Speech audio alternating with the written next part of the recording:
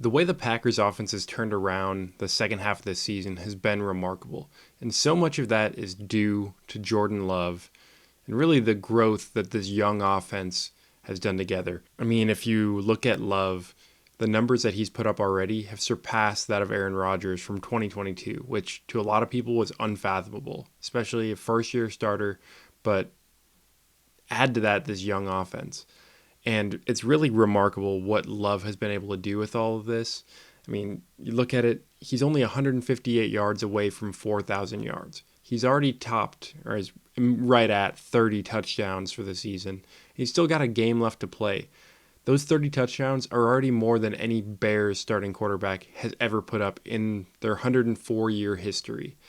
And, he's third in the league for passing touchdowns right now. And with that, 30 touchdowns, he's only had 11 interceptions, which is another fantastic stat for the young quarterback. So with Pro Bowl rosters coming out this week, 3 quarterbacks for each conference, Jordan Love wasn't one of them.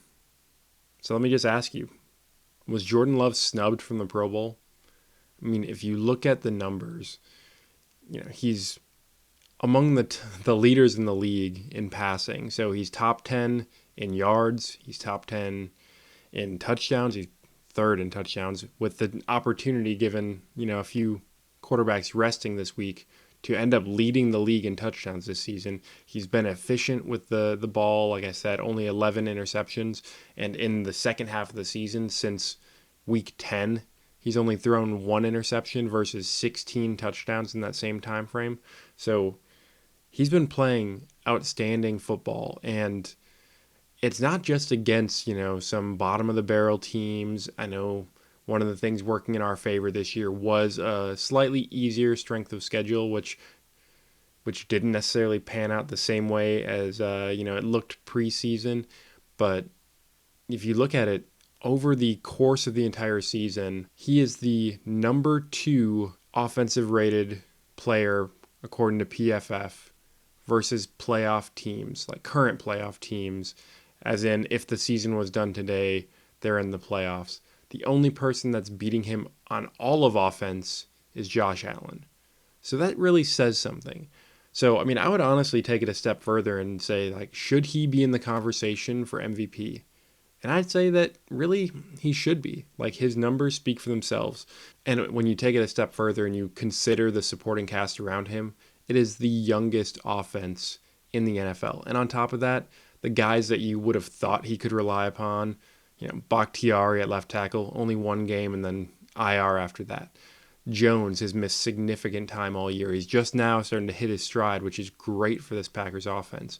But Watson, too, missed the beginning of the season, then ended up going out again with a hamstring, and hopefully he's on the mend right now.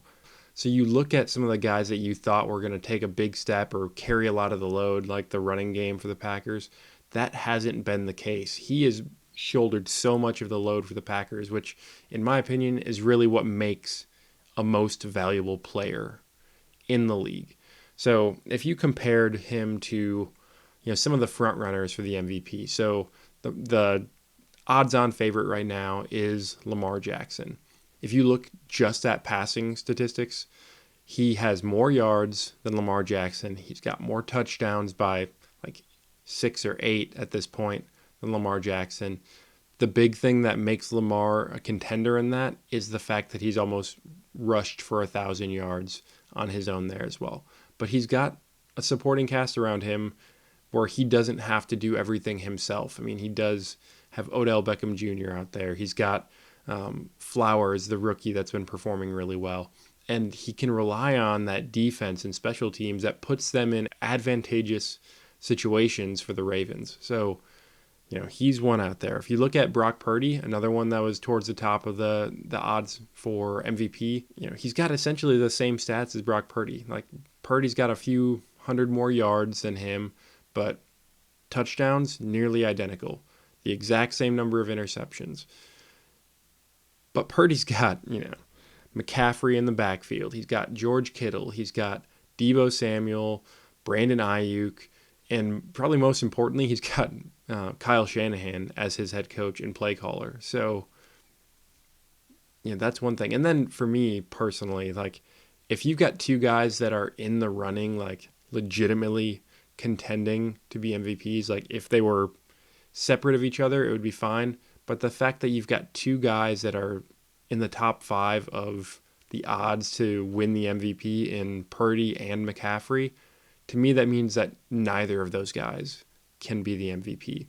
Like, if you take one of them away, like for instance, if you took McCaffrey away from Purdy, Purdy is not going to put up the same kind of numbers and be as efficient because he relies so much on the weapon that is McCaffrey, whether it's throwing it to him out of the backfield or the fact that it makes defenses play more honest in the passing game because they have to defend against that run. So to me, both of those guys are out. All of these guys that I've talked about have a better, more reliable, more veteran supporting cast around them. So I think, if nothing else, the fact that Jordan Love has done so much with so many uncertain guys, and then on top of that, the injuries that they've sustained to the guys that would have been, that veteran leadership on this offense, speaks for itself. So just let me know, what do you think? Should Jordan Love have been a Pro Bowler? And one step further, should he be considered in the MVP race somewhere? Just let me know, and make sure you stick around for some more video content.